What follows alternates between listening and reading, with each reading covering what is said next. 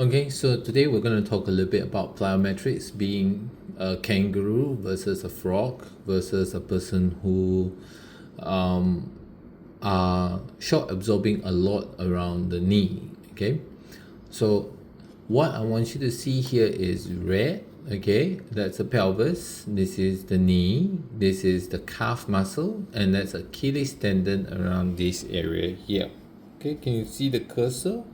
If not, I think I'll just have to. This is the pelvis, this is the knee, this is the calf muscle, and this is Achilles tendon.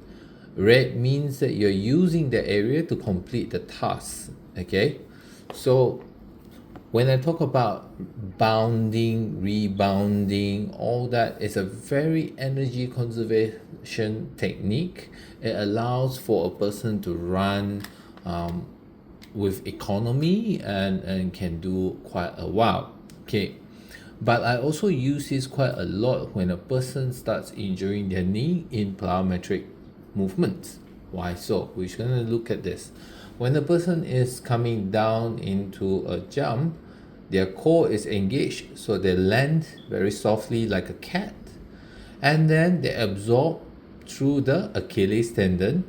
Notice the muscle stays reasonably the same length. It never contract or lengthen out. Then the energy stored in the Achilles is then used together with the pelvis or the trunk or the core area to lift up. This way, the stress goes from body load into Achilles or the plantar fascia and rebound off. So this is a very, very important task to learn for a lot of my patients. And I need them to teach them to learn on double leg, on single legs, and alternating legs. And these are all very sports specific. Okay. However, here comes a scenario whereby I need to be explosive. Say, for example, I'm running towards a direction and I want to change direction very fast. So what I will have to do is my muscles have to provide a slowing down force. I slow down like a frog, calming down into that tension.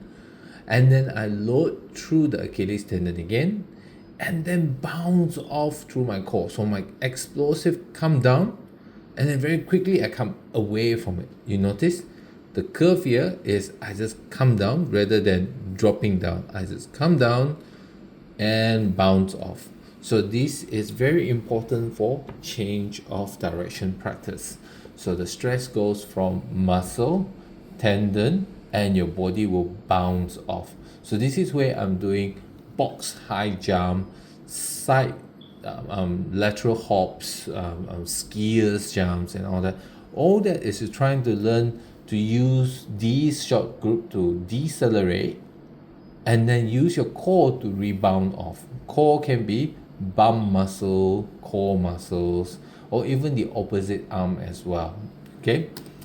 Now, where I have problems is whereby people are actually wasting a lot of energy. So the power is attenuated, meaning you are absorbing the power. You're slowing down. You're actively slowing down.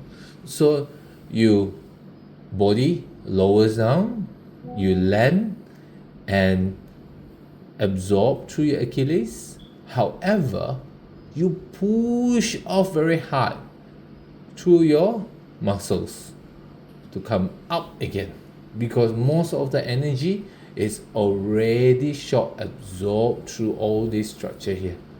So that's why it is important for a person to be able to run long. They need to learn how to rebound.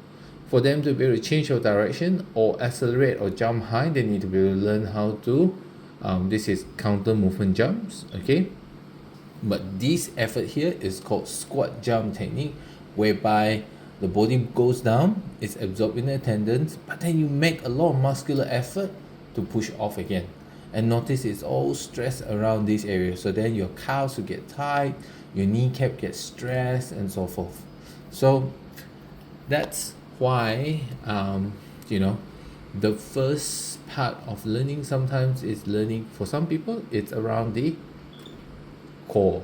Okay, for some people is to make sure that they relax their calves and let all this beautiful energy being bounced here to here.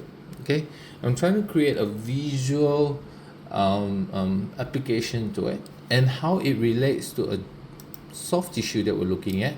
This is the knee, this is the left knee, okay?